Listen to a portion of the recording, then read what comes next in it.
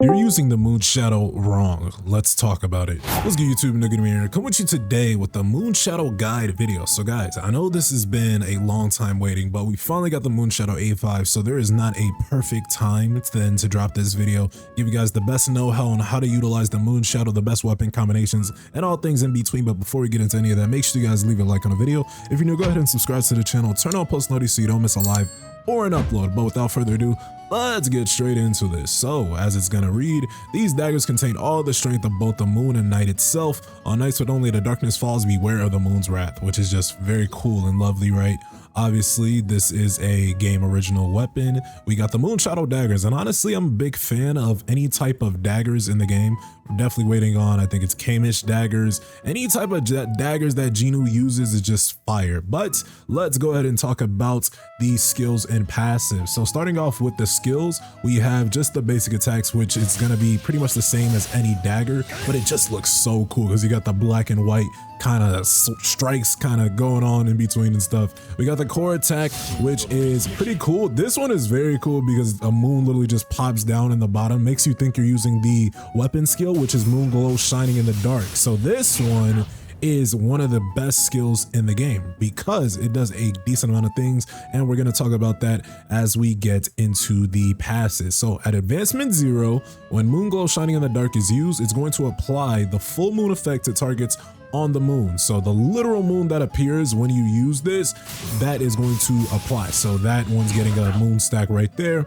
And then when the last attack of moon glow shining in the dark hits, it slows down time for 3 seconds and applies 1 instance of lunar eclipse to the target per instance of full moon. And then full moon itself, infinite duration, it's going to stack over 1 time. And then lunar eclipse, while this is active, again, it's only 3 seconds, it's going to increase damage taken by 10% and increase the user's dark damage by 10%. So that little slowdown that you're going to get while this effect is active, you're going to get that 10% boost. So about right here, and then it's just slow, 3 seconds pass, and then he falls back to normal. So you really got to utilize when you're doing what I like to call burst damage, and basically that's just getting a lot of damage off, or getting the most amount of damage off in a short amount of time. But that's just the advancement 0, which is very good. But let's talk the advancement 1, which is also pretty good. It enhances the effect of full moon and lunar eclipse. Now full moon can now stack up to 3 times again over that infinite duration, and now lunar eclipse now increases the damage taken by 15%, and then the dark damage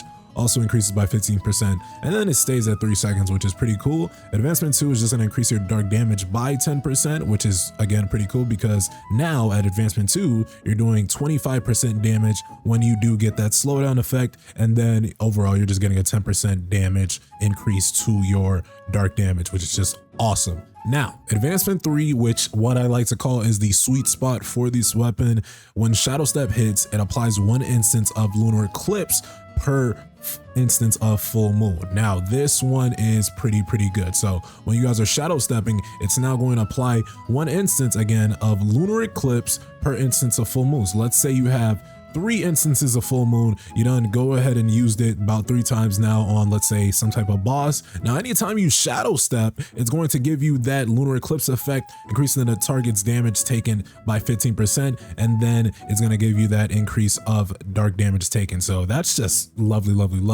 And then if you're pairing this with another dark weapon, that just helps it even more, right? Because remember, lunar eclipse is going to give you that increase in dark damage taken. So that's definitely the sweet spot. That is where everybody should aim with the Moonshadow weapon, because the Moonshadow is now becoming one of the most important weapons of the game, with guilds hitting.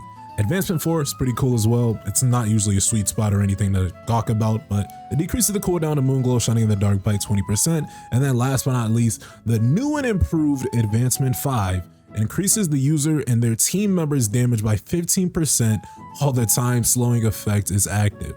This is one of the best A5s in the game, guys. I'm not gonna lie, they recently buffed this and it's just lovely. If you playing the guild boss and you have advancement 5 Moonshadow, you could probably attest to how much this is helping you. Think power destruction, any type of team battle. I think the Moonshadow can be stated as one of the best team battle weapons, if we're not talking, of course, the Grimoire, which again, we can talk weapon combinations right now. The Grimoire and the Moonshadow are definitely the 2 best weapons to be bringing to the guild boss. cost. If you're doing something like Power Destruction, which we're going to get into in just a bit, you want to bring something like Moonshadow and then Plum Sword. I think a current meta that's going on with Power Destruction, a lot of these days people are bringing just straight Moonshadow if they have it A5 or above, and just Plum Sword. But like I said, guys, we do got some Power Destruction waiting in the background. So we got a neutral day going on for the dragon. We're rocking the water team meta, and basically we're just gonna show you guys how to basically use it. And I guess you guys really know how to use it, but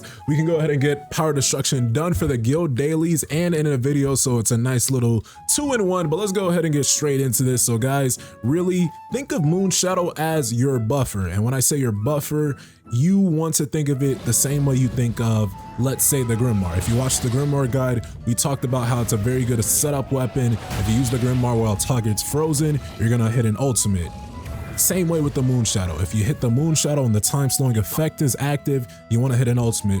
Basically, the Moonshadow's time slowing down effect and the Grimoire's freeze effect is going to be the same case scenario when it comes to, again, what we call burst damage. But let's go ahead and do what we can here on POD. We might let this full run go ahead, but we'll definitely see what that's looking like, right? Not too sure, but we're gonna go ahead and try to get a shadow step on the head so you guys can see what we mean in pretty much all phases and facets. Get a shadow step on the dragon's head. Let's go ahead. We had no instances of full moon, so we didn't get that lunar eclipse on, but now we're just doing burst damage. I got the wrong cutting rush on. I put on, I think, engulfance or effulgence, whatever it's called, but let's go ahead. Just keep on playing it through, honestly. Now, with this, guys, I think the best, and I say this is the best, but it's honestly hard as hell to probably time up properly. But let's say you have, let's say, an Alicia Blanc doing some type of ult or something. I think that's the best case scenario where you want to go ahead and get that full bloom off. Now let's go ahead and get a ultimate now on the dragon. This is probably not a pretty good run for my neutral days, but we're not looking to be perfect here. We're looking to give you guys the best of guides, and it looks like we ulted on one hand, which is just terrible. Oh my goodness, we are not doing properly. But hey, this isn't a POD video, it is a Moonshadow video, and that's the purpose. We're gonna go ahead, get a shadow step now, because this is probably the easiest times to get a shadow step.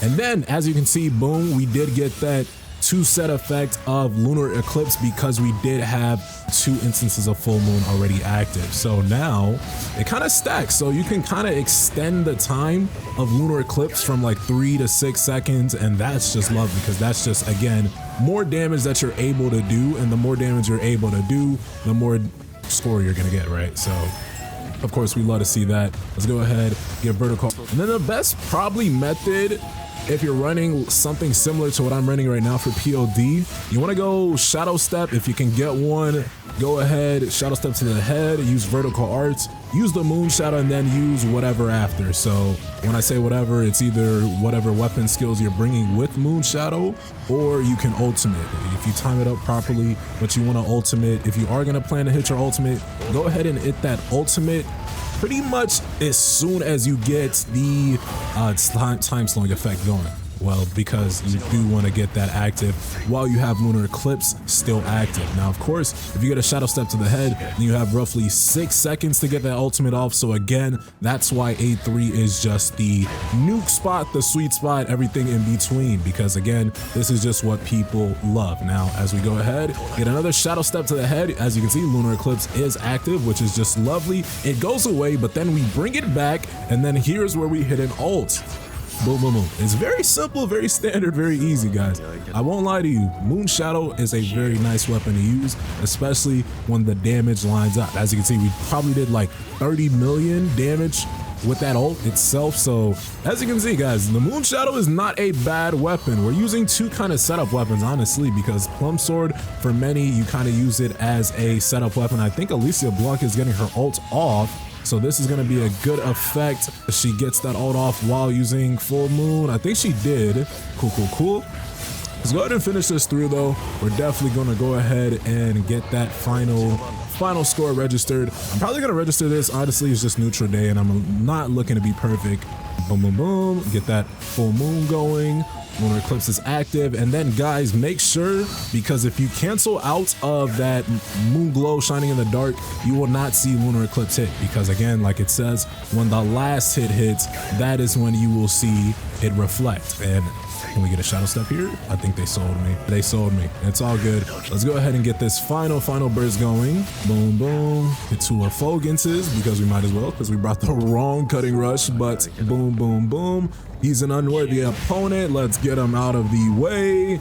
And yeah, guys, look at that. So it looks like we're gonna end with about 500 mil for a PLD score, which is not bad for a guide video. I could definitely do better on the neutral days, but that is the Moonshadow broken down to its finest parts, guys. Go ahead and leave your thoughts, theories, and comments below on Reddit. Be sure to leave a like on the video, subscribe, turn on post notifications, all that other good stuff, and let me know what you guys think of the Moonshadow weapon. And with that, I am out. Y'all take care. Peace.